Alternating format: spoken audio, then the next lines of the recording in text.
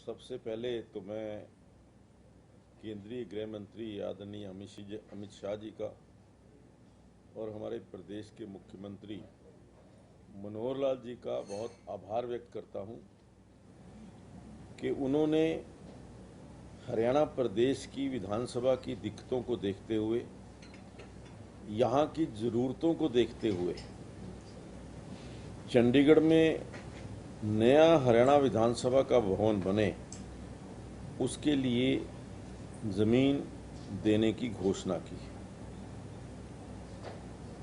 एक बात मैं आप सबको क्लियर करना चाहूँगा कि जो चंडीगढ़ में ज़मीन देने की घोषणा की है, उसके लिए हरियाणा प्रदेश उनको उसकी पूरी कीमत देगा और वो कीमत अदा करने के बाद ही ये जो विधानसभा की ज़मीन है वो अलॉट होगी। उसके लिए ये लीज पर भी हो सकती है, ये पेमेंट करके भी हो सकती है, या ज़मीन के बदले ज़मीन, जितनी ज़मीन हम चंडीगढ़ से लेंगे उतनी ज़मीन हरियाणा में दे करके ये ज़मीन का हमें जो कब्ज़ा है वो मिल सकता है। जहाँ तक पंजाब के मंत्रियों का सवाल है, मुख्यमंत्री जी का सवाल है, आप सबसे पहले तो आप देखिए जो पंजाब के मुख्यमंत्री हैं आदरणीय भगवंत सिंह मान जी, उन्होंने कहा है कि जिस प्रकार से हरियाणा विधानसभा को चंडीगढ़ में ज़मीन देने की घोषणा की है, पंजाब भी उसी प्रकार से नया विधानसभा भवन बनाने के लिए अलग ज़मीन की मांग करेगा।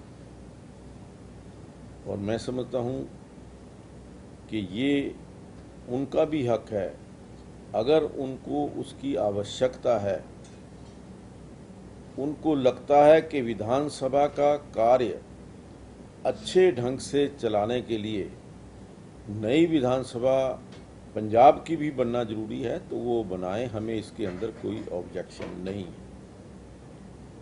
दूसरी तरफ उन्हीं की सरकार के मंत्री आदरणीय चेतन सिंह जी, मैं नहीं समझ पा रहा कि किस अथॉरिटी से वो ये कह रहे हैं कि हम चंडीगढ़ के अंदर हरियाणा विधानसभा का भवन नहीं बनने देंगे। अब आज देखिए, दिल्ली यूनियन टेरिटरी है, दिल्ली के अंदर सभी प्रदेशों के भवन बने हुए हैं। वहाँ का हरियाणा का भी भवन है, वहाँ पंजाब भवन भी है, वहाँ उड़ीसा भवन भी है, असम भवन भी है। अपनी आवश्यकता को देखते हुए सभी सरकारों ने वहाँ पर ज़मीन अपनी खरीद करके भवन बनाए हैं। और चंडीगढ़ के अंदर भी यहाँ पंजाब भवन भी बना हुआ है, हरियाणा भवन भी बना हुआ है, हिमाचल भवन भी बना हुआ है। उत्तर प्रदेश के अंदर, यहाँ उत्तर प्रदेश के भी लोग रहते हैं, तो ये सभी भवन चंडीगढ़ के अंदर बने हुए हैं, ये कोई नई चीज़ नहीं है। आज जिस प्रकार से हरियाणा प्रदेश के अंदर जो हमारी विधानसभा की स्थिति है, हमने आगे की सोच करते हुए वर्ष 2026 के अंदर विधानसभा कैसी होगी, विधानसभा के कितने सदस्य होंगे, इसका आकलन करने के पश्चात ये हमने निर्णय किया कि वर्ष 2026 में जब डिलिमिटेशन होगा, उस समय सदस्यों की संख्या लगभग 115 से 125 के बीच में हो सकती है। और आज की परिस्थिति आप सब लोग जानते हैं कि हरियाणा विधानसभा के अंदर 90 विधायकों की बैठने की व्यवस्था है, लेकिन 90 से यदि 2 या 4 सदस्य भी हमें और बैठाने पड़ जाएं तो वो बड़ी मुश्किल है। विधानसभा की दूसरी सबसे बड़ी जो दिक्कत हम महसूस कर रहे हैं, विधानसभा की जो वैधानिक रूप से गठित कमेटियां हैं, उनके चेयरमैन के पास, चेयरमैन के स्टाफ के पास आज कहीं भी कोई बैठने की व्यवस्था स्थान की कमी के कारण नहीं है। यहाँ तक कि विधानसभा सत्र के दौरान आमतौर पर सभी विधानसभाओं के अंदर ये देखने को मिलता है कि जो उस क्षेत्र के या उस राज्य के मंत्री हैं, वो अपना कार्यकाज विधानसभा के अंदर जो कमरा या जो रूम उनको अलॉट होता है उसमें बैठकर करते हैं। लेकिन हमारे यहाँ किसी भी मंत्री के लिए बैठने की कोई जगह उपलब्ध नहीं है। आज मीडिया की दृष्टि से 1966 से लेकर के आज 2022 के अंदर मीडिया का प्रचार प्रसार बहुत हुआ है। जो 1966 के अंदर केवल प्रिंट मीडिया था, उसमें भी बहुत कम संख्या में पत्र प्रकाशित होते थे। आज उनकी संख्या बहुत बड़ी है। आज इलेक्ट्रॉनिक मीडिया आया है, आज जो सोशल मीडिया आया, तो उस दृष्टि से इन सब चीज़ों को मद्देनजर रखते हुए आज हमें नई विधानसभा की आवश्यकता महसूस हुई। सर, लेकिन जिस तरीके से ये दावे पंजाब के जो नेता है वो कर रहे हैं कि खरड़ में से ही चंडीगढ़ के जो गांव थे उसको निकाला गया, चंडीगढ़ हमारा है, इस तरीके से जमीन नहीं दी जा सकती, दावा कमजोर हो जाएगा। हुड्डा साहब भी कह रहे हैं दावा कमजोर हो जाएगा। नहीं, देखिए एक बात जितेंद्र जी, आप जानते हैं कि 1966 के अंदर पंजाब, हरियाणा और हिमाचल का पुनर्गठन हुआ। 1966 से पहले तो सारा ही पंजाब था। हरियाणा तो 1966 के बाद बना है और चंडीगढ़ भी 1966 में ही बना है। तो जो उस समय केंद्र के साथ बैठ कर के पंजाब के कुछ इकरारनामे हुए हैं, कुछ फैसले हुए हैं, उन्हीं के मुताबिक आज पंजाब, हरियाणा, हिमाचल और चंडीगढ़ की सीमाएं। आज मैं समझता हूं कि चंडीगढ़ एक यूनियन टेरिटरी है। चंडीगढ़ एक केंद्र शासित प्रदेश है। इस केंद्र शासित प्रदेश के अंदर कोई भी व्यक्ति यदि व्यक्तिगत रूप से चाहे तो ज़मीन खरीद सकता है, कोई संस्था चाहे वो ज़मीन खरीद सकती है, और यदि विधानसभा को, चाहे वो पंजाब की विधानसभा है, चाहे वो हरियाणा की विधानसभा है, यदि आवश्यकता महसूस हो रही है तो उनको भी ज़मीन खरीदने का पूरा हक है। और आज जो आप चौधरी भूपेंद्र सिंह हुड्डा जी की आप एक बात कर रहे हैं, मैं समझता हूं कि उनका विरोध केवल विरोधी पक्ष होने के नाते है, क्योंकि आज वो विरोधी पक्ष के नेता है।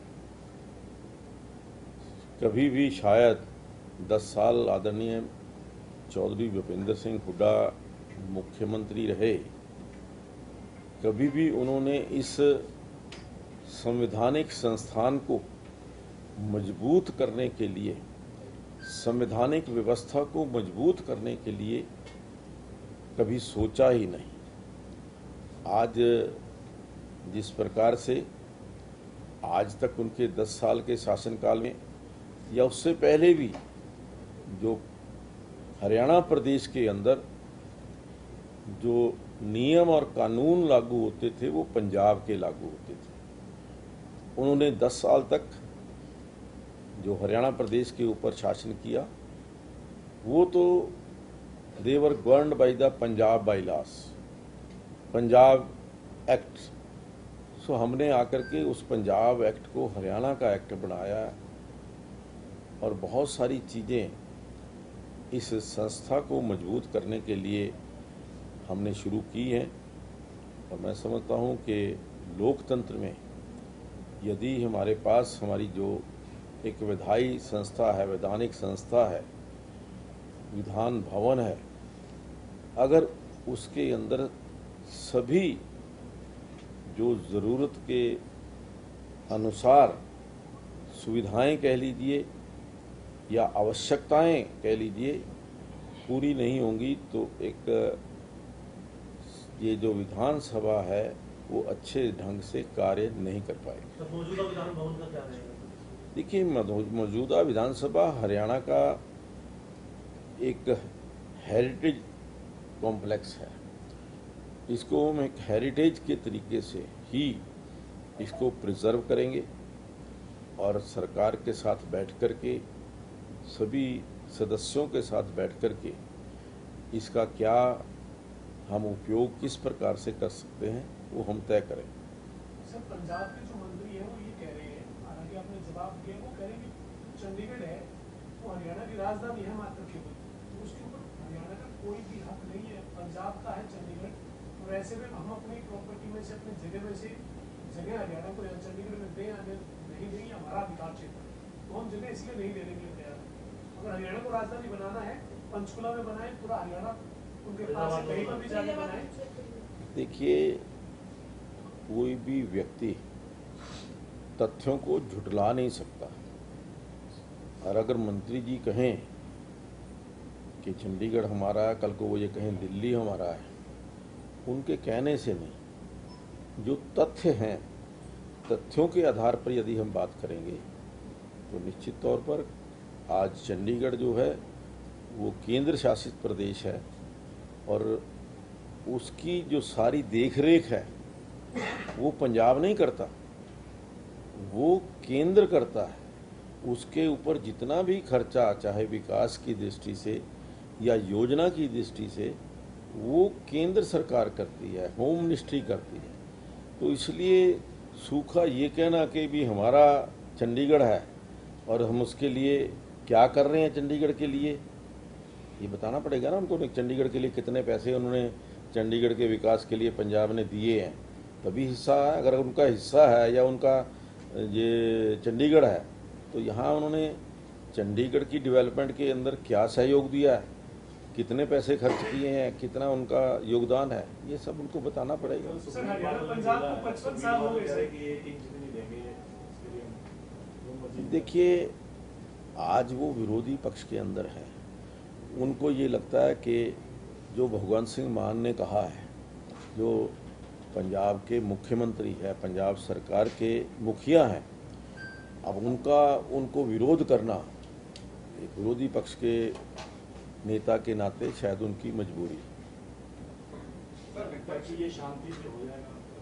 बिल्कुल अमन और शांति से, कोई हम किसी से कोई लड़ाई लड़ने के लिए नहीं, जो भी यू कह सकते कि लीगल वे से इस सारी प्रक्रिया को हम पूरा करेंगे। सर, 55 साल हो गए हरियाणा पंजाब वाले में, बहुत सारे मुद्दे हरियाणा पंजाब वालों के जो सियासी मुद्दे बने हुए हैं, चाहे SYL हो, अलग हाईकोर्ट हो, राजधानी हो, ये नई विधान भवन का जो मुद्दा है ये केवल सियासी मुद्दा बनकर तो नहीं रह जाएगा, मतलब प्रयास जो आपने किया है शुरू उसको अंजाम तक पहुँचाने के लिए कोशिश? नहीं, देखिए, मेरा प्रयास ये है कि इसको जल्दी से जल्दी हम कार्य रूप दें और जो ज़मीन के ऊपर ये एक अच्छी विधानसभा बन करके तैयार हो। ये विधानसभा ये लोकतंत्र की मजबूती के लिए, लोकतंत्र के अंदर जो विधायी संस्था है, वैधानिक संस्था है, उसको मजबूत करने के लिए हम कार्य कर रहे हैं। और वो आज की आवश्यकता को देखते हुए, आज की दिक्कतों को देखते हुए, आने वाले कल को देखते हुए इस प्रकार का हमने एक ये प्रयास किया। जमीन मिल गई, अब आगे क्या करना चाहिए?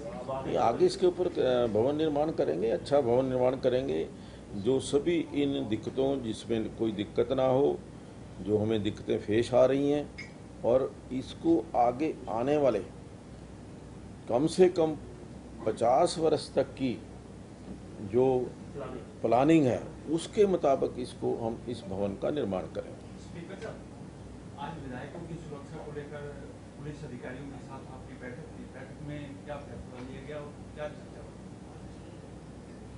देखिए, हमारे सभी विधायकों की सुरक्षा हमारे लिए बहुत अहम है और उनकी सुरक्षा के साथ किसी भी प्रकार से कोई भी अनदेखी हम कर नहीं सकते। जिस प्रकार से सूचनाएं मिली हैं, हमारे 5 या 6 विधायकों को थ्रेट्स आए हैं, उनको मारने की धमकियां मिली हैं। उन सभी धमकियों को या जो मैसेजेस आए हैं उनको देखते हुए मैंने आदरणीय मुख्यमंत्री जी से भी और आज जो पुलिस के मुखिया हैं डीजीपी श्री पीके अग्रवाल जी, सीआईडी प्रमुख हैं श्री आलोक मित्तल जी, संदीप खरवार जी और हमारे जो लॉ एंड ऑर्डर के, इन सब लोगों से परिस्थितियों के ऊपर चर्चा की है और सरकार पूरी तरह से और पुलिस प्रशासन भी पूरी तरह से जो हमारे विधायक हैं उनकी सुरक्षा को लेकर के बड़ी सतर्कता के साथ आगे बढ़ रहा है और सभी को जो जिनको थ्रेट्स मिले हैं उनकी सिक्योरिटी बढ़ाई गई है, उनकी सुरक्षा बढ़ाई गई है और जो हमारे विधायक अन्य सभी विधायक हैं उनको भी किसी प्रकार की कोई सुरक्षा के अंदर कमी ना हो या जो सुरक्षा के अंदर और अच्छे ढंग से कार्य करने की उपाय करने की जरूरत है, वो सब करने के लिए मैंने डीजीपी से कहा है कि हमारे विधायकों की सुरक्षा बहुत अहम है। क्योंकि मेरा ये मानना है कि विधायक जो हैं वो लोकतंत्र के प्रहरी हैं। विधायक यदि किसी दबाव में, यदि किसी डर के अंदर कार्य करेंगे या जन समस्याओं के समाधान को या अपने कर्तव्यों को डर के मारे नहीं निभा पाएंगे तो उससे लोकतंत्र को खतरा होगा, लोकतंत्र कमजोर होगा। इसलिए लोकतंत्र की मजबूती के लिए ये आवश्यक है कि सभी हमारे विधायकों को समुचित सुरक्षा मिले। सर, ये जो धमकियां हैं ये मूसेवाला के मरने के बाद आ रही हैं और क्या ये फौरन से आ रही है या यहाँ से?